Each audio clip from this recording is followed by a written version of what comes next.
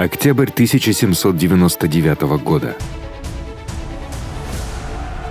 После 500 дней кампании в Египте и Сирии Наполеон вернулся во Францию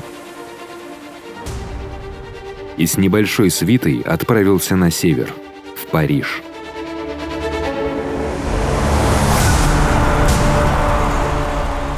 Где бы он ни был, его встречают толпы, обнимают высокопоставленные лица и чествуют как героя-завоевателя. Но такие торжества не могут скрыть того факта, что Франция – страна, переживающая кризис и отчаяние. Бандитизм настолько распространен, что по пути украли багаж самого Наполеона. Цены взлетели до небес, растут и налоги. Торговля подорвана многолетней войной и блокадой. Существует воинская повинность, цензура и коррупция.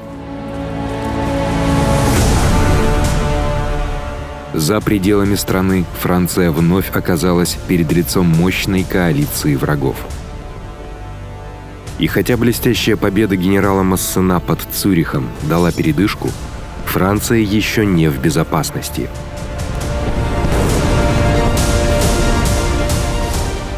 Но в Бонапарте многие видят спасителя страны. Благодаря его собственной пропаганде все слышали о его блестящих победах в Италии и Египте. Его имя прославляют в газетах и пьесах.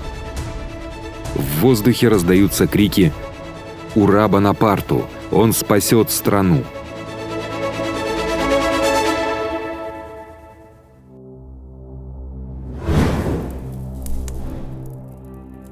Не все в восторге от возвращения генерала. На самом верху французского правительства некоторые задаются вопросом, не следует ли отдать Бонапарта под трибунал за то, что он бросил свою армию в Египте и нарушил карантинные законы Франции. Однако у Наполеона есть письмо от директории, предписывающее ему вернуться во Францию, хотя он и предпринял действия до его получения. Кроме того, есть опасения, что меры против столь популярного генерала могут привести к обратному результату. Наполеон, в свою очередь, относится к правительству с презрением, которым он с удовольствием делится в приватных беседах. За завтраком он говорит генералу Тьебо: «Эти люди низводят Францию до уровня своих собственных ошибок. Они унижают ее». Что ж, чего могут ожидать генералы от этого правительства бюрократов? Для Наполеона совершенно очевидно, что он справился бы с этой задачей лучше, учитывая все его славные достижения в Италии и Египте. С 1795 года Францией правила директория, исполнительная власть, состоявшая из 5 человек, члены которой исполняли свои обязанности в течение 5 лет. В 1799 году его членами являлись Поль Баррас, первый покровитель Наполеона, коррумпированный и беспутный, но проницательный политик. Он был постоянным членом директории с момента ее создания. Эммануэль Жозеф Сиес, бывший священник, автор самого известного политического памфлета революции, тогда считался ведущим политическим мыслителем Франции. И 3 ярких республиканца, назначенные в директорию всего 4 месяца назад под давлением извне. Луи Жером Гойе, бывший якобинец и бывший министр юстиции. Жан-Франсуа Мулен, некогда генерал-якобинец, принимавший участие в подавлении вандейского мятежа, и Пьер Роже Дюко, более умеренный деятель и союзник Сиеса. Законодательная власть в стране была представлена 2 органами: Советом 500, который отвечал за разработку законов, и Советом старейшин, который их утверждал. Члены обоих советов одевались в экстравагантные костюмы, созданные в духе великого образца, на который они постоянно ориентировались – Римской республики. Все считали это правительство, в частности директорию, коррумпированным, неэффективным и непригодным для выживания. И влиятельные люди изнутри сыграют главную роль в его уничтожении.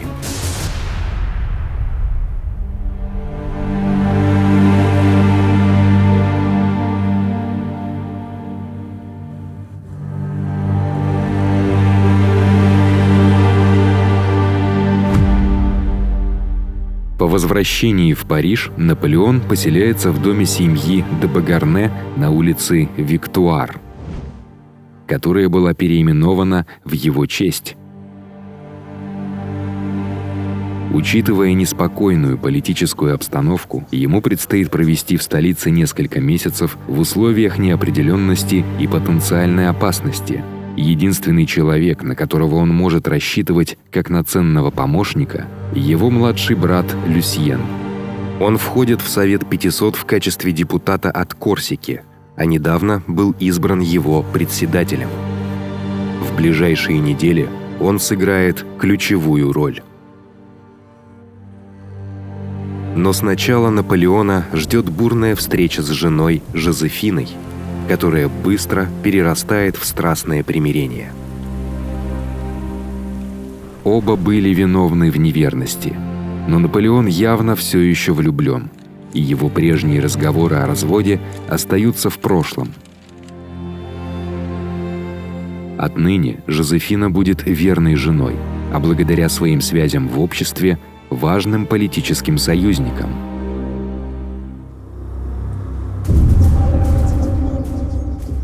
Париж захлестнула волна разговоров о заговорах и интригах. Слухи об угрозах со стороны левых, бывших якобинцев, руководивших революционным террором, и со стороны правых, тайных роялистов, желающих повернуть время вспять. А есть и те, кто ищет третий вариант. Вскоре после прибытия в Париж Наполеон принимает визит бывшего министра иностранных дел Франции Мориса де Толейрана. Толейран, проницательный стратег, умеющий определять, в какую сторону дует политический ветер, в июле подал в отставку. Поработав с Наполеоном при планировании египетской экспедиции, он теперь предлагает им совместно разработать еще один план – сменить правительство Франции. Наполеон, с отвращением относящийся к нынешнему режиму, сразу же одобряет эту идею. Затем Толейран узнает, что один из членов директории сам стремится свергнуть режим. Сиес.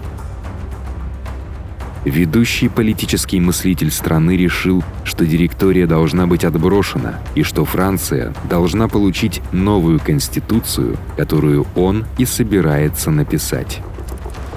Он планирует избавиться от хаотичной, непокорной законодательной власти и слабой, неэффективной исполнительной. Чтобы спасти республику, необходимы радикальные реформы и совершенно новая структура власти.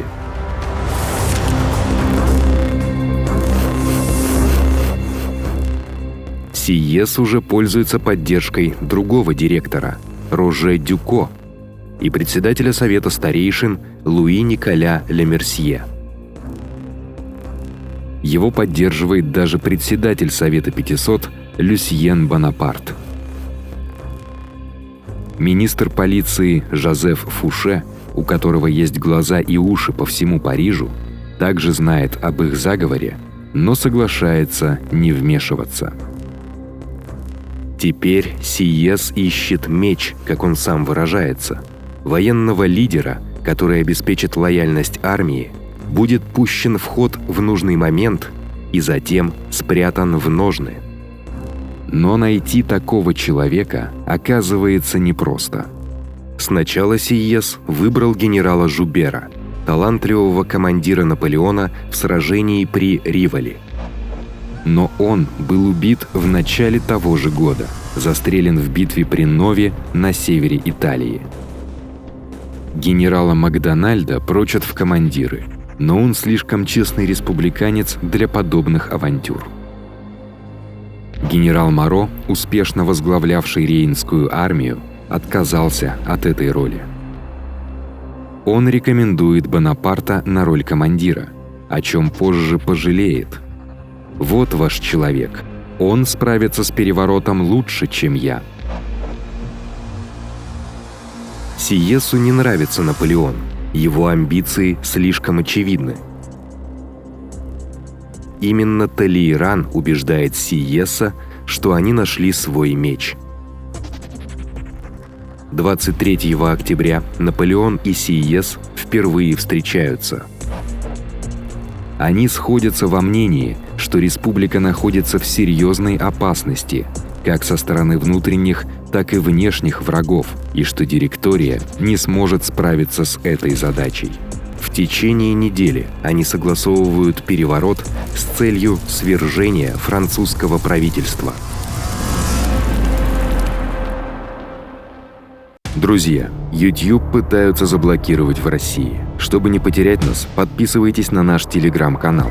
В нем каждый день выходят интересные посты по истории, а также там мы будем оповещать вас о том, как и где вы можете посмотреть наши видео. Друзья, давайте оставаться на связи.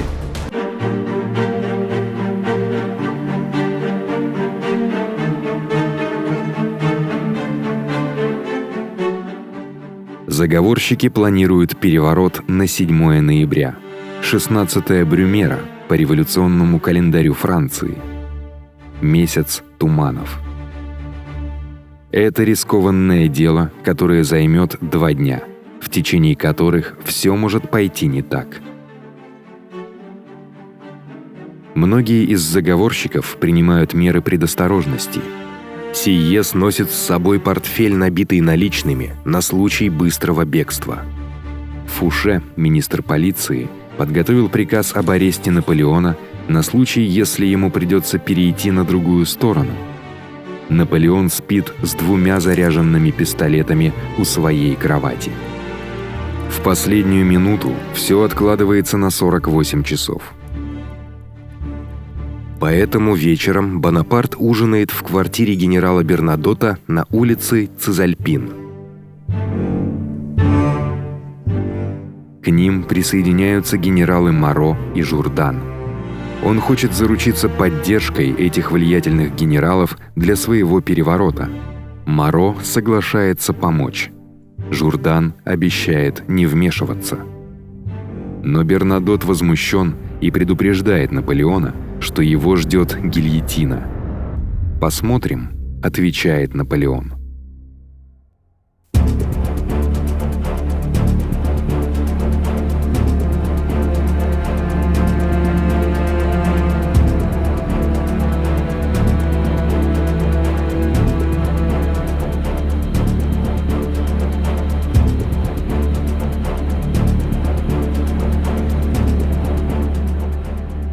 «9 ноября. Париж. В предрассветные часы Наполеон встречается с 60 офицерами, которых он пригласил к себе домой. Он сообщает им, что решил действовать, чтобы спасти республику, и просит их о поддержке. Они приносят клятву верности. Самым важным человеком, которого нужно убедить, является генерал Лефевр, отважный военачальник Парижа. Но Наполеон знает, как подойти к нему. Он дарит ему шпагу, которую сам носил в битве при пирамидах, в знак своего глубокого уважения. И генерал безоговорочно переходит на его сторону. «Пойдемте бросим этих чертовых бюрократов в реку», — заявляет он. В 7 утра совет старейшин собирается на внеплановое раннее заседание во дворце Тюильри. Приглашены только сторонники Сиеса. Поэтому без возражений они быстро принимают 2 меры. Первое. Наполеон должен немедленно получить командование над Парижским военным округом под предлогом несуществующего якобинского заговора. Вторая. Завтра законодательное собрание переезжает со своего обычного места заседаний в центре Парижа в замок Сен-Клу, расположенной в 8 километрах к западу от города. Заговорщики уверяют Совет, что это делается для их же безопасности. Парижская толпа славится своими непредсказуемыми и жестокими политическими акциями. Разумеется, это делается для того, чтобы обезопасить самих заговорщиков от подобного развития событий. В 10 утра Наполеон прибывает в Тюильри. Он обращается к Совету старейшин, заверяет их, что доверенные генералы Лефевр и Бертье на его стороне, и заключает: «Мы хотим республику, основанную на свободе, на равенстве, на священных принципах народного представительства. Мы получим это, клянусь». Тем временем, в тот же день в Люксембургском дворце, где проживают 5 директоров, Сиес и Роже Дюко объявляют о своей отставке и призывают Барраса, Гайе и Мулена последовать их примеру. Баррас решает подольше полежать в ванной и не желает, чтобы его тревожили. Возможно, он обдумывает свой выбор или ожидает выгодного предложения. И вот оно поступает от Талейрана, человека, который, возможно, понимает его лучше всех, с помощью огромной взятки и заверений в том, что он сохранит все свои богатства. Баррас соглашается уйти в отставку. Самый долгоправящий директор Франции и некогда грозный авторитет тихо покидает сцену. Вечером под военным эскортом он отправляется в свое загородное поместье. Гойе и Мулена не так легко убедить. Поэтому генерал Моро помещает их под домашний арест. Их возражения бесполезны. После отставки 3 директоров исполнительная власть по Конституции становится недействительной. Заговорщики получили то, что хотели – вакуум власти, решение которого они предложат на следующий день в замке Сен-Клу. Это будет день, от которого зависит будущее Франции. В тот вечер, когда Наполеон проезжает по площади Согласия, где так много людей погибло на гильотине, он обращается к своему секретарю. «Завтра, — говорит он, — либо мы переночуем во дворце, либо окажемся здесь».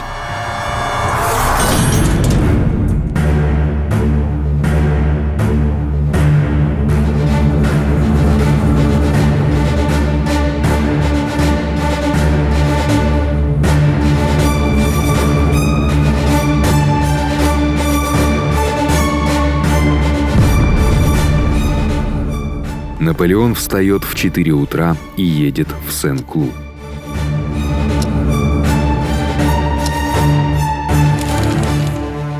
Там он застает Мюрата, недавно получившего звание дивизионного генерала, с 6000 солдат, окруживших замок. Официально они находятся там для охраны членов советов, но когда депутаты прибывают на дневное заседание, военный контингент невозможно не заметить. Заседания откладывают. Нужно найти скамейки для зала. У членов советов есть время пообщаться и обсудить многочисленные слухи. На этот раз присутствуют депутаты от якобинцев, которые недовольны тем, что их не допустили к участию в заседании предыдущего дня. Когда в час дня советы наконец начинают заседание, настроение у всех неспокойное. Внезапная отставка директоров, присутствие большого количества войск, заявление о якобинском заговоре, есть что обсудить. Заговорщики надеялись на быстрое голосование по созданию нового временного правительства, но председателям обоих советов не удавалось взять руководство в свои руки. Проходят часы. Наполеон теряет терпение. В 16 часов он врывается в совет старейшин. Когда он начинает говорить, его освистывают и высмеивают. Наполеон сбит с толку.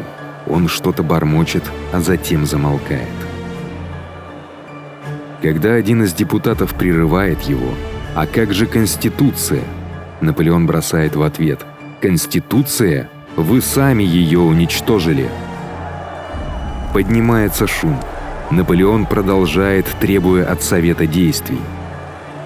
Он решительно заявляет, что все, кто выступают против него, получают деньги от англичан. Любого такого депутата, предупреждает он, пусть молния войны сокрушит его в мгновение ока. Помните, что я иду в сопровождении бога войны и бога удачи. Эти неудачно подобранные слова, похоже, подтверждают наихудшие подозрения собрания. По некоторым рассказам, Наполеона приходится вытаскивать из зала его собственным помощником, кричащего: «Вы негодяи! Я прикажу вас расстрелять, если вы не подчинитесь мне!» Наполеон потрясен, но не побежден. Через несколько минут он врывается через коридор в Совет 500, где председатель, его брат, полностью утратил контроль над ситуацией. Настроение здесь еще более непокорное. Депутаты с утра принесли присягу на верность Конституции.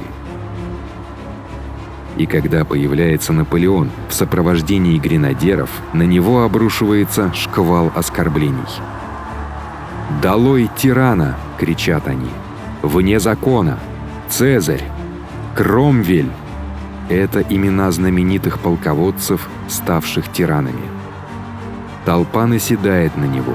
Его хватают за воротник, толкают, даже бьют. Лефевр и его гренадеры бросаются вытаскивать Наполеона из потасовки. Они оттаскивают его и волокут во внутренний двор.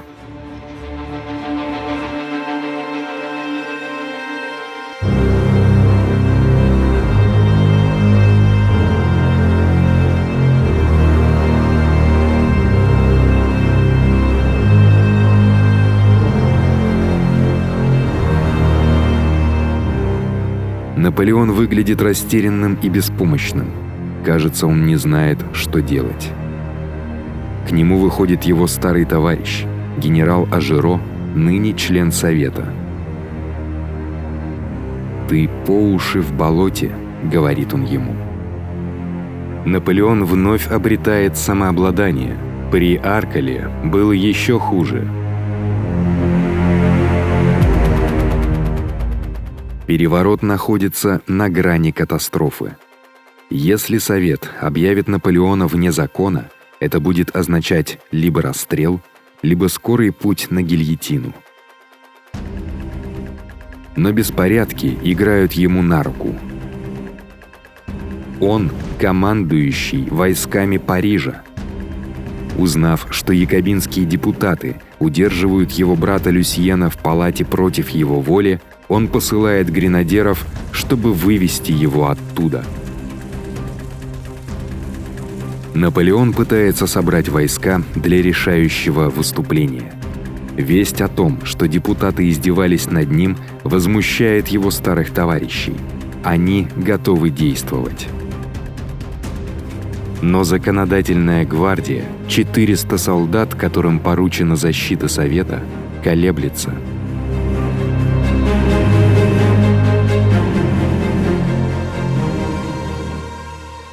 Люсьен пользуется моментом.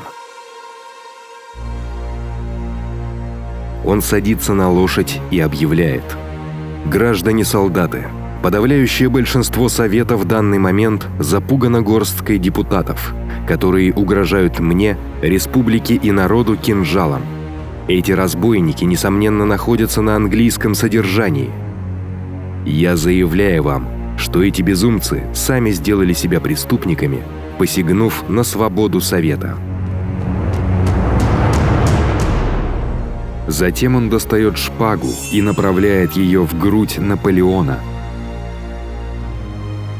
Клянусь, я проткну сердце своего брата, если он когда-нибудь посягнет на свободу французов. Сомнения побеждены. Раздается приказ. С примкнутыми штыками войска врываются в Совет 500 с генералом Мюратом во главе.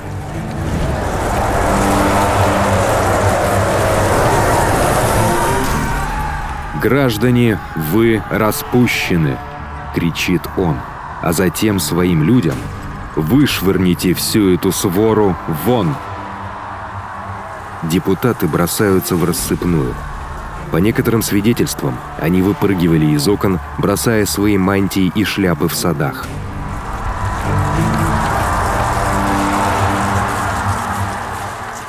Конечно, заговорщики надеялись обойтись без использования войск. Однако всегда существовал запасной план, который оказался крайне необходим. Позднее, тем же вечером, часть депутатов собирают, чтобы сформировать Совет 500. Вместе с Советом старейшин они одобряют предложенные им меры. Упразднение директории. Приостановка работы обоих советов на 4 месяца, хотя они никогда больше не соберутся. И назначение 3 временных консулов, термин, заимствованный из Римской республики. Эммануэль Жозеф Сиес, Пьер Роже Дюко и генерал Наполеон Бонапарт. Спустя 3 года и 8 месяцев после того, как Наполеон принял командование итальянской армией, он поднялся на вершину политической власти во Франции. Теперь он будет одним из 3 человек, отвечающих за разработку новой конституции для республики. Но благодаря своему таланту, энергии и огромной популярности он вскоре затмит 2 своих коллег. Только 1 человек станет править Францией. Первый консул – Наполеон Бонапарт. И что может быть лучше для укрепления его власти, чем новая военная кампания и возвращение в Италию?